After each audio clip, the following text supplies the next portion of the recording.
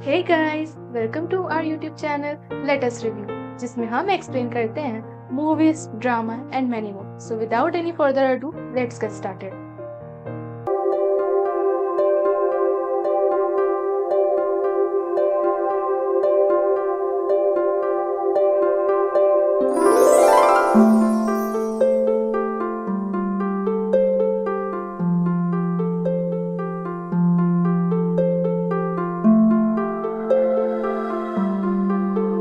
तो दोस्तों, आज हम रिव्यू और एक्सप्लेन करने वाले हैं May the Devil Take You movie की, जो 2018 में रिलीज हुई एक suspensible, mysterious, Indonesian horrific movie है। इस मूवी को IMDb पे मिले हैं 5.9 stars and it's 79% fresh on Rotten Tomatoes. So without any further ado, let's get start.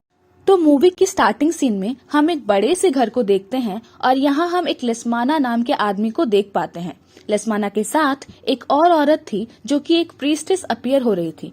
वो औरत उस घर के बेसमेंट में जाती है और वहाँ पर वो व्हाइट कलर के पाउडर से या फिर कुछ व्हाइट कलर के सब्सटेंस से एक सर्कल ड्रॉ करती है और उस सर्कल के अंदर एक बकरे का कटा हुआ सर रख देती है। यह सब करने के बाद वो औरत लेस्माना से पूछती है कि क्या तुम वह चीज लाए हो, जिसके बाद लेस्माना उस प्रीस्टेस को कुछ कटे हुए बाल और कुछ कैश देता है। इसके बाद वो औरत उन कटे हुए बालों को पहले तो स्मेल करती है, उसके बाद उसे निगल जाती है। इसके साथ ही वो अपने भी कुछ बालों को नोचकर लेस्माना को खिला देती है।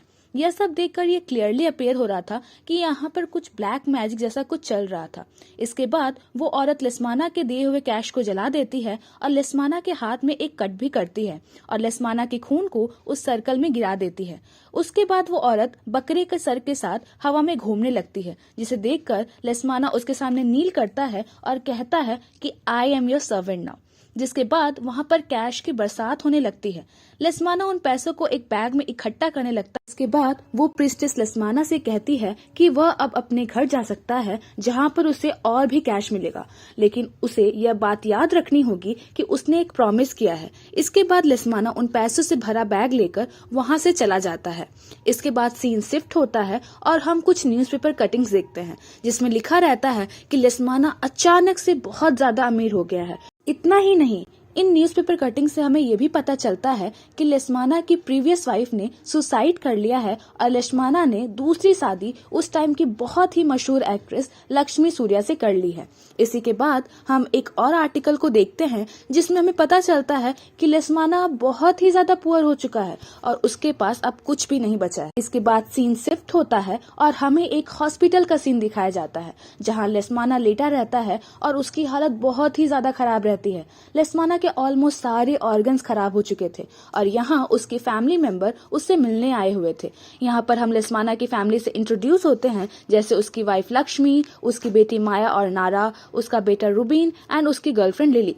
इसके बाद हम एक और लड़की जिसका नाम एल्फी था, उसे लिफ्ट में देखते हैं। वह लिफ्ट से ऊपर जा रही होती है और लिफ्ट में एल्फी को ऐसा महसूस हो रहा था जैसे कोई लेडी उसके साथ खड़ी हो, लेकिन जब पीछे देखती है तो वहाँ कोई नहीं था। इसके बाद एल्फी लेस्माना के रूम में एंटर करती है और हमें यहाँ पता चलता है कि एल्फी एक्चुअली में लेस्माना की ही बेटी थी और वो एक्चुअली में लेस्माना और उसकी प्रीवियस वाइफ की बेटी थी और उसे वहाँ आज उसकी स्टेप सिस्टर माया ने ही बुलाया था।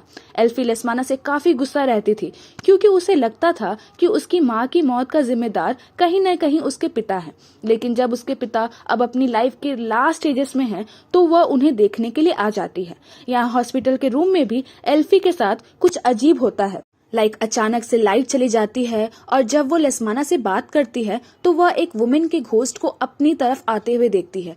फिर जब एल्फी लेस्माना की तरफ देखती है तो उसे लेस्माना की जगह वही वुमेन वाली घोस्ट नजर आती है। जिसके बाद लाइट आ जाती है और लेस्माना एल्फी पर अटैक कर देता है। रूम में से आवाज सुनकर फैमिली के बाकी लोग रूम की तरफ भागते हैं और वो लेस्माना से एल्फी को बचाने का ट्राई करते हैं। इसी बीच जो रुबिन की गर्लफ्रेंड लिली है, उसके ऊपर लेस्माना गिर जाता है और खून की उल्टी। इसके बाद आगे की स्टोरी में हम एल्फी को अपने घर में सोते हुए देखते हैं, जहां एल्फी को उसी दिन का सपना आता है जिस दिन उसकी मां ने सुसाइड किया था। इस सपने से परेशान होने के बाद एल्फी उठकर अपने और अपने मॉम की पिक्चर्स देखती है और उस पिक्चर्स के बैकग्राउंड में हमें वही घर दिखाई देता है जो घर हमने मूवी के स्टार्टिंग सीन में देखा था। तभी एल्फी को उस पिक्चर के बैक साइड में कुछ फील होता है और उसे दिखाई देता है कि वहां उस पिक्चर के पीछे में एक की है, जिसे लेकर वो अपने बचपन के घर पहुंच जाती है और जिस घर से उसके बचपन की काफी सारी यादें जुड़ी रहती है। एल्फी उस घर में अपनी मदर को इमेजिन करती है और फिर उस घर में इधर उधर घूमने लगती है। इसी दौरान वह एक पुराने दरवाजे के सामने आ जाती है जहां पर लॉक लगा हुआ था और कुछ सिंबल्स भी बने हुए थे। एल्फी उस दरवाजे को खोलने का ट्राई कर ही रही होती है कि तभी उस घर में लेस्माना की वाइफ लक्ष्मी और उसके बच्चे एंटर करते हुए दिखते हैं। एक्चुअली में लेस्माना की वाइफ और उसके बच्चे लेस्माना के डेथ के बाद उसकी सारी प्रॉपर्टीज को बेचने का सोच रहे थे। हालांकि एल्फी तभी छुप जाती है और इन सब की बातें सुनने लगती है। रूबेन इस घर को देखकर कहता है कि कोई इस बेकार से घर को क्यों ही खरीदेगा। माया अपनी मॉम लक्ष्मी को सजेस्ट करती है कि उन्हें इस प्रॉपर्टी के साथ कुछ भी करने से पहले एल्फी से बात करनी चाहिए, क्योंकि अल्टीमेटली यह प्रॉपर्टी एल्फी को बिलोंग करती है। इनकी यह बातें सुनकर एल्फी उनके सामने आ जाती है। नेक्स्ट सीन में हम इन सबको डाइनिंग रूम में देखते हैं जहां वह एक दूसरे के साथ डिस्कशन कर रहे होते हैं और डिस्कशन में बात कुछ बिगड़ी हुई नजर से आती है और वो लोग दूसरे को भला बुरा कहने लगते हैं। जहां एल्फी लक्ष्मी को ग्रीडी बुलाती है, जिससे गुस्सा होकर लक्ष्मी उसे एक थप्पड़ मारती है। फिर एल्फी वहां से उठकर चली जाती है। रूबेन एल्फी के पीछे पीछे जाता है और फिर वह जाकर एल्फी को गुस्सा थूकने के लिए कहता है और अपनी फैमिली की तरफ से माफी भी मांगता है। रूबेन की यह बातें सुनकर एल्फी मान जाती है। इन सब के बाद घर के सारे मेंबर्स किसी डॉक्यूमेंट्स की खोज। इधर माया और रूबेन उस लॉक दरवाजे को खोलने का ट्राई करते हैं। तभी ऊपर एल्फी के पास जो की रहती है उससे एक दरवाजा खुल जाता है। उस रूम में ब्लैक मैजिक का बहुत सारा सामान रखा हुआ था। वहीं पर एल्फी को अपनी एक फोटोग्राफ भी नजर आती है। इन सबको देखकर एल्फी कुछ समझ नहीं पा रही थी और वही माया और रूबेन उस बंद दरवाजे को खोल पाते हैं। ऐसा होते ही हम उस रूम से कुछ एयर को निकलते देखते हैं और उसी समय लेस्माना को हम हॉस्पिटल में देखते हैं, जिसके मुंह से कुछ बालों का गुच्छा निकलता है और वो उसके पूरे फेस को कवर करते हुए उसे चोक करने लगता है और अल्टीमेटली लेस्माना की डेथ हो जाती है। इधर लक्ष्मी, माया और रूबेन उस दरवाजे के सामने खड़े रहते हैं जहां ये दरवाजा एक बेसमेंट में खुल। लक्ष्मी रूबेन को वहां चेक करने बोलती है। तभी वहां एल्फी आ जाती है और उन्हें ऐसा करने से मना कर देती है। वो उन्हें बताती है कि उन्हें वहां से जल्द निकल जाना चाहिए। यह सब सुनकर लक्ष्मी और भी ज्यादा गुस्सा हो जाती है और तभी नारा उसके पैर के नीचे पॉइंट करती है जहां पर लक्ष्मी के पैर पर एक डीमन का हाथ नजर आता है। वह डीमन लक्ष्मी को बेसमेंट की तरफ खींचने लगता है और एल्फी और रूबेन के काफी ज्यादा कोशिश करने पर भी वह डीमन उसे बेसमेंट में ले जाता है। माया बहुत ज्यादा घबरा जाती है और बेसमेंट की तरफ जाने लगती है। तभी लक्ष्मी बेसमेंट से निकलकर माया के ऊपर कूद जाती है जहाँ पर लक्ष्मी क्लियरली पॉजेस दिख रही थी। वह माया के ऊपर हमला कर देती है और उसके हाथ को काटने लगती है। एल्फी यह सब देखकर माया को बचाने के लिए लक्ष्मी के ऊपर हैमर से वार करती है, जिससे लक्ष्मी की डेथ हो जाती है। पर फिर भी वह डीमन लक्ष्मी की बॉडी को नहीं छोड़ता है और फिर पॉजेस लक्ष्मी उठ खड़ी होती है और उन सब को कहती है कि तुम्हें अपनी किस्मत की कीमत अपने आत्मा से चुकानी होगी। और इतना कहकर वह बाहर फॉरेस्ट में भाग जाती है।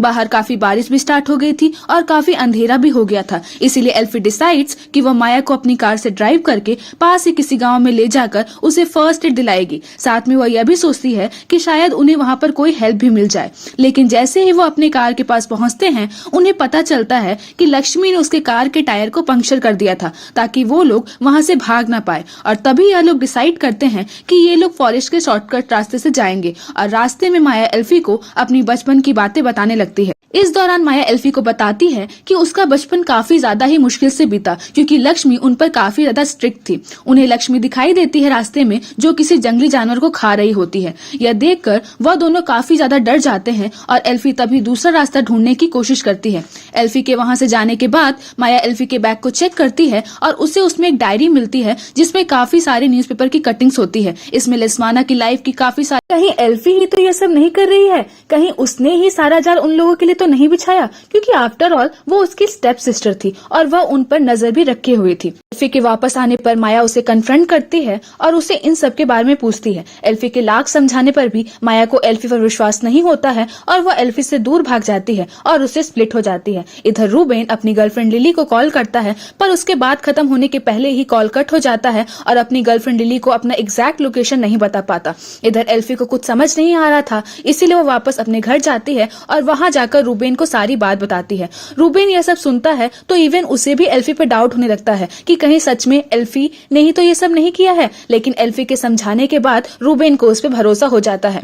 फिर एल्फी रूबेन को ऊपर वाले रूम के बारे में बताती है जहाँ एल्फी को काफी अजीब चीजें बिखरी हुई दिखी थी। फिर वह दोनों ऊपर वाले कमरे में जाते हैं। वहाँ जाने पर उन दोनों को एक बुक मिलती है, जिस बुक में एल्फी की मॉम की फोटो पेस्ट की हुई थी और कुछ पेजेस के बाद उसी वुमेन घोस्ट की फोटो थी जिसे एल्फी ने उस दिन हॉस्पिटल में और लिफ्ट में लेस्माना के पास देखा था। यहाँ उन्हें एक और बुक मिलती है जिसमें ब्लैक मैजिक के बारे में लिखा था और इस बुक में उन्हें उस वुमेन घोस्ट के बारे में और भी इंफॉर्मेशन मिलती है, जिसमें उन्हें पता चलता है कि वो वुमेन घोस्ट डेविल की सर्वेंट थी और उसके पास कुछ सुपरनैचुरल पावर्स थी।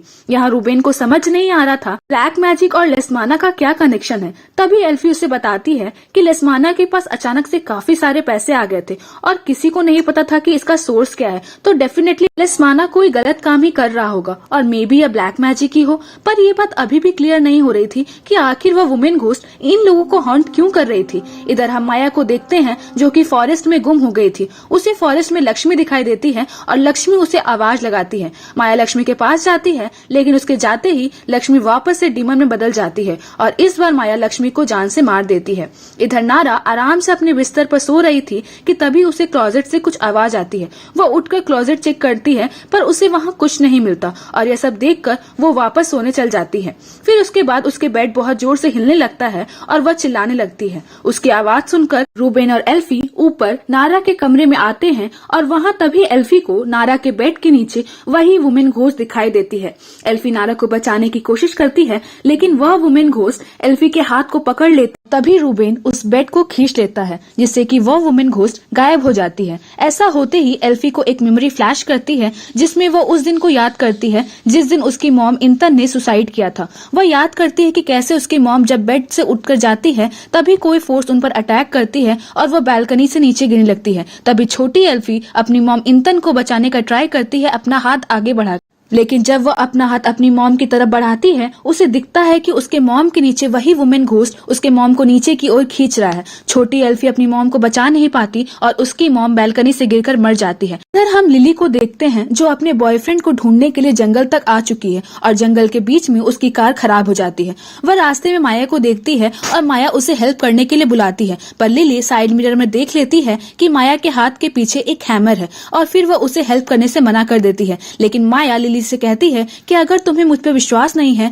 तो तुम रूबिन को कॉल करके पूछ सकती हो और उसे अपना फोन देती है। लिली माया के फोन को देख ही रही होती है कि अभी अचानक माया लिली का शीशा तोड़ने लगती है और फिर लिली को जान से मार देती है। इसके बाद वह वही घर जाती है। वहां पर जाकर वो पोजीशन से बाहर निकलती है। इसके बाद उसे कुछ आवाजें सुनाई देती है और वह उसे फॉलो करते हुए बेसमेंट में जाती है जहां पर उसे वही वाला सीन दिखता है जो हमें मूवी के स्टार्टिंग में दिखा था। वहां पर उसे एक सर्कल दिखाई देता है जिसके अंदर काफी सारी डॉल्स रखी हुई थी। इन डॉल्स को देखकर ऐसा लग रहा था कि जैसे कि ये डॉल लेस्माना की पूरी फैमिली को डिपिक्ट कर रहे हो। तभी माया से कहती है कि तुम्हें मेरी सारी बातें माननी पड़ेगी क्योंकि मैं तुम्हारी मॉम हूँ। इधर एल्फी को भी अपनी मॉम पियानो बजाते हुए दिखती है और वो अपनी मॉम के पास जाकर पियानो बजाने लगती है, लेकिन एल्फी को रियलाइज होता है कि वह औरत उसकी मॉम नहीं है और वह चिल्लाने लगती है कि you are not my mother और फिर उसकी मॉम इंतन अपना चेहरे को चीर कर वह वुमेन घोस्ट बन जाती है। इसके बाद उसे उस औरत की जगह माया दिखाई देती है जो कि काफी नॉर्मल लग रही थी, यानी कि वह वुमेन घोस्ट सबको अलग अलग तरह से हॉन्ट कर रही थी।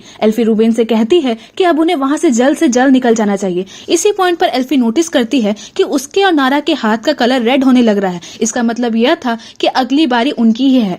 माया उन लोगों से कहती है कि वह तुम लोग को जाने नहीं देगी और हंसने लगती है और पोजेस्ड हो जाती है। फिर उन्हें वहां विंडो पर उसी वुमेन घोस्ट की परछाई दिखती है। वह लोग दरवाजे से बाहर निकलने की कोशिश करते लेकिन सब कुछ लॉक था। रूबिन माया को देखता है लेकिन माया की जगह उसे वही घोस्ट दिखाई देती है और माया रूबिन को मारने के लिए भागती है। रूबिन भागकर एक कमरे में छिप जाता है जहां उसे माया एक चेयर पर बैठे दिखाई देती है और फिर माया रूबिन को कहती उसे सिर्फ नारा और एल्फी चाहिए और वह उस वुमेन घोस्ट को अपनी मदर मान ले। जिसके बाद रूबिन माया को एक थप्पड़ मारता है क्योंकि उसे पता चलता है कि माया पूरी तरह से पोजेस्ड हो चुकी है। इसके बाद माया के हाथ में एक डॉल रहती है जिसके हाथ मुड़ने से रूबिन का भी हाथ मुड़ता है। तब रूबिन वहां से भागने की कोशिश करता है लेकिन माया उस डॉल के पैर को भी तोड़ देती है जिससे कि रूबिन का पैर भी टूट जाता है।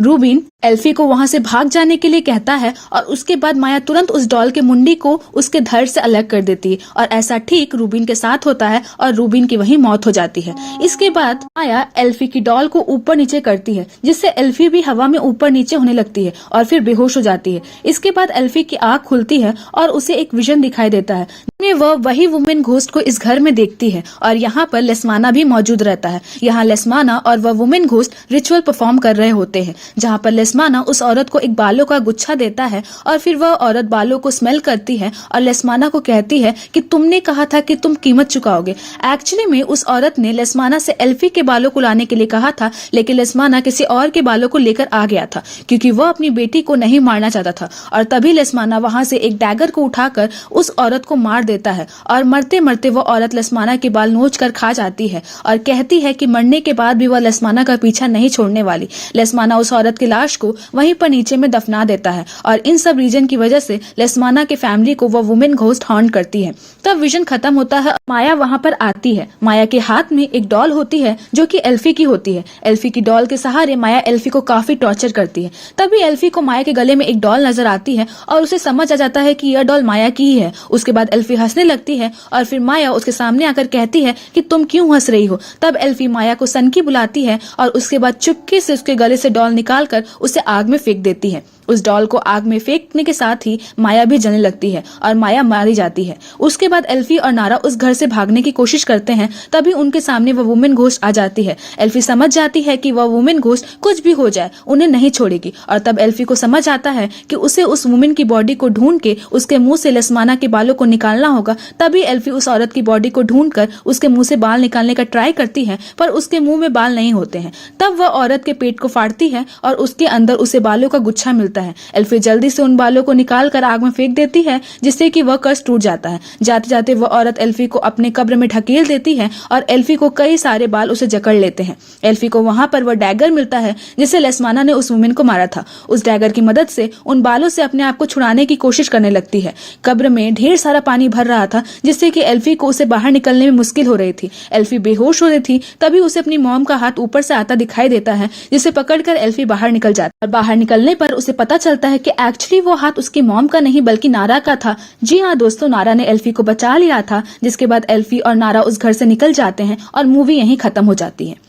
तो अगर हम इस मूवी को एक नटशल में देखें तो हम ये पाते हैं कि लेस्माना ने अमीर होने के लिए उस वुमेन के साथ एक रिचुअल किया था जिसमें उसने अपनी पहली वाइफ के बाल देकर उसके सोल को सैक्रिफाइस करके खुद अमीर बन गया। फिर कुछ सालों के बाद उसने उस वुमेन के साथ दूसरा रिचुअल किया जिसमें उस वुमेन ने लेस्माना से उसकी बेटी एल्फी के बालों को मांगा पर लेस्माना अपनी बेटी को सैक्रिफाइस नहीं करना चाहता था, इसीलिए उसने किसी और के बालों को उस वुमेन को ऑफर किया। वह औरत पहचान गई कि यह बाल एल्फी के नहीं है और लेस्माना ने अपनी बेटी की जान बचाने के लिए एक डैगर से उस वुमेन को मार दिया। पर उस वुमेन ने जाते जाते लेस्माना के बालों को नोचकर खा लिया जिससे कि लेस्माना की पूरी फैमिली पर कर्ज आ गया था। और आखिर में लेस्माना की बेटी ने उन बालों को आग में जलाकर इस कर्ज को तोड़कर अपनी और नारा की जान बचाई। अगर आपको ऐसे ही वीडियो देखना है तो हमारे चैनल को लाइक, शेयर एंड सब्सक्राइब करना बिल्कुल भी ना भूलें। And don't forget to press the bell icon. Thank you. Bye.